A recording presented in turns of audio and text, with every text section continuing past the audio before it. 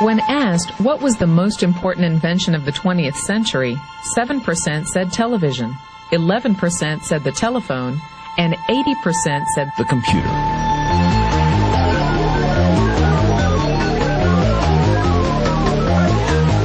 Pick up any magazine, watch any television show, read any newspaper. .com is the buzzword of the millennium.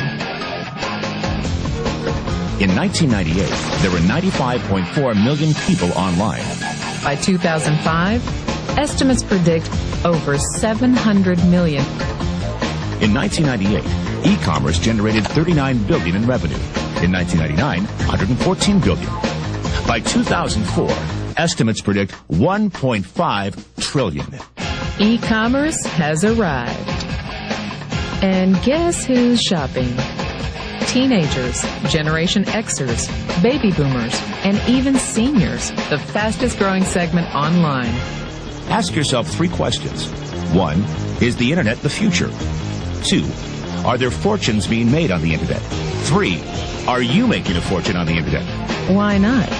Because fortunes are being made now, 24 hours a day, 7 days a week, 365 days a year. The 40 richest people under the age of 40? Guess what? Over half of them made their fortunes on the internet. And believe it or not, you could too. All you need is access to a computer. The internet will do 2 things: create new opportunities and destroy old ways and methods of doing business. Welcome to the Internet Gold Rush. You can stake your claim or sit back and watch it all happen.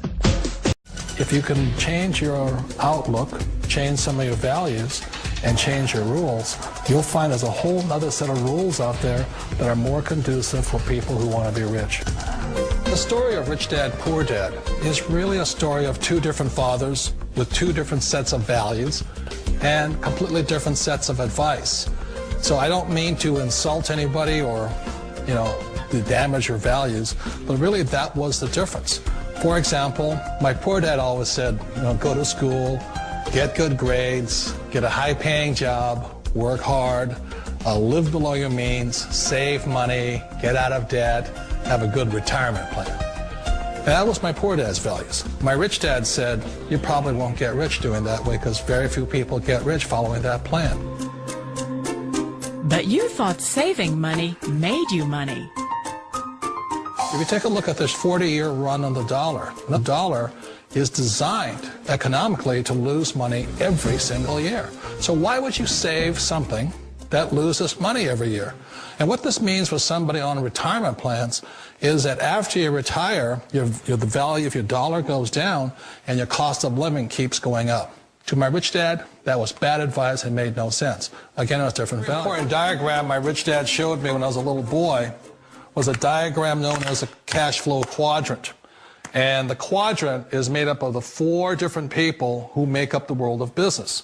So my rich dad said, in the world of business, there's E's. And E's stand for employees. An employee, he says, you can always tell who they are by their core values. And what the employee, whether the president or the janitor of the company, will always say the same words. The words are, I'm looking for a safe, secure job with benefits. That's what makes them an employee, because their core values are security. The other one of the 4 is the S, or the small business owner or the self-employed. And again, their core values will cause them to use the same words, which are, if you want it done right, do it by yourself. S means they're also solo. They're generally one-person act, or they operate by themselves. On the right side of the quadrant are the B's. And what Rich Dad said the B stood for was big business, or like Bill Gates. Forbes defines big business as 500 employees or more.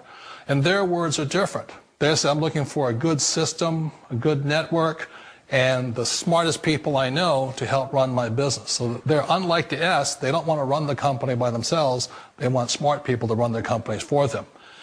And then the 4th of the quadrant is the I, and I stands for investor.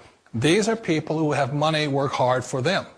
These people are people who have people work hard for them. And these are the people that work hard for the rich here. So early on in my life, it was my poor dad who always said to me, Robert, go to school and so get a high-paying job. And so my poor dad's core value was to be an employee. He wanted job security, promotions, a steady paycheck, and all this. And so it was my rich dad who said to me, he says, you know, Robert, if you really want to be rich, learn to build businesses. It made more sense to him to work hard to build a business, something you owned and something you could pass on for generation to generation to your kids. Whereas my poor dad said work hard, but my rich dad said, why would you work hard for something you'll never own and you can get fired from right away? Again, that was the difference in values. So my rich dad suggested I learn how to be a business owner and learn how to be an investor. And that's one of the big differences. On this side of the quadrant, these people here work for security. They work for money also. On this side over here, their key value that they want is they want freedom. They don't want to have to work at a job anymore. They don't want to have to work for the rest of their lives. So the beauty of building a business and learning how to invest is very simply that this is passive income. You work hard for a few years. Thank